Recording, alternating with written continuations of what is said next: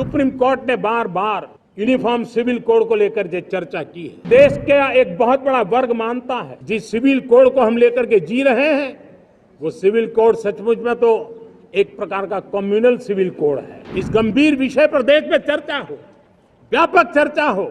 जो कानून धर्म के आधार पर देश को बांटते हैं, जो ऊंच नीच का कारण बन जाते हैं, ऐसे कानूनों को आधुनिक समाज में कोई स्थान नहीं हो सकता है। हमारे देश में सुप्रीम कोर्ट ने बार बार यूनिफॉर्म सिविल कोड को लेकर जो चर्चा की है, अनेक बार आदेश दिए हैं, क्योंकि देश का एक बहुत बड़ा वर्ग मानता है और उसमें सच्चाई भी है कि जिस सिविल कोड को हम लेकर के जी रहे हैं वो सिविल कोड सचमुच में तो एक प्रकार का कम्युनल सिविल कोड है, भेदभाव करने वाला सिविल कोड है। ऐसे सिविल कोड से जब संविधान के 75 वर्ष मना रहे हैं और संविधान की भावना भी जो हमें कहती है करने के लिए, इसकी सुप्रीम कोर्ट भी हमें कहती है करने के लिए, और तब जो संविधान निर्माताओं का सपना था उस सपने को पूरा करना हम सबका दायित्व है।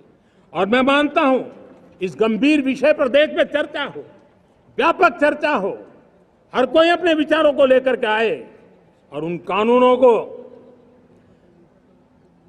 जो कानून धर्म के आधार पर देश को बांटते हैं, जो ऊंच नीच का कारण बन जाते हैं, ऐसे कानूनों को आधुनिक समाज में कोई स्थान नहीं हो सकता है।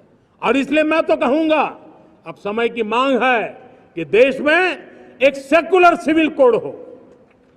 हमने कम्युनल सिविल कोड में 75 साल बिताए हैं, अब हमें सेक्युलर सिविल कोड की तरफ जाना होगा और तब जाकर के देश में धर्म के आधार पर जो भेदभाव हो रहे हैं, सामान्य नागरिक को जो दूरी महसूस होती है, उससे हमें मुक्ति मिलेगी। बांग्लादेश में जो कुछ भी हुआ है उसको लेकर पड़ोसी देश के नाते चिंता होना, मैं इसको समझ सकता हूं।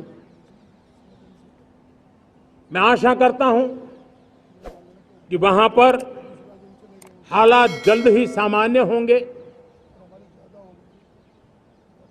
खास करके 140 करोड़ देशवासियों की चिंता कि वहां हिंदू, वहां के अल्पसंख्यक, उस समुदाय की सुरक्षा सुनिश्चित हो। भारत हमेशा चाहता है कि हमारे पड़ोसी देश सुख और शांति के मार्ग पर चले। शांति के प्रति हमारा कमिटमेंट है, हमारे संस्कार है। हम आने वाले दिनों में बांग्लादेश की विकास यात्रा में हमेशा हमारा शुभचिंतन ही रहेगा, क्योंकि हम मानव जाति की भलाई सोचने वाले लोग हैं।